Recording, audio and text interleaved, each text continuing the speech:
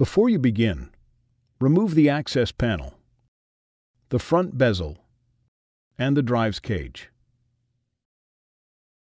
Removal.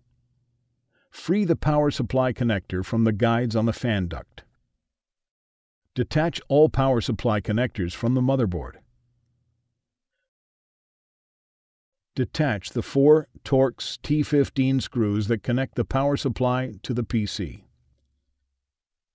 Press the latch at the inside edge of the power supply in the unit and slide the power supply into the PC before fully removing it from the unit. Replacement. There is a slot on the side of the power supply that slides over a large tab on the sidewall of the chassis. To replace the power supply, align the power supply slot slightly behind the chassis tab. Then slide the power supply back until it locks into place next to the latch. Reattach the 4 Torx T15 screws at the rear of the chassis to secure the power supply to the chassis. Reconnect all power connectors to the motherboard. Secure the far side power connector into its guides on the fan duct.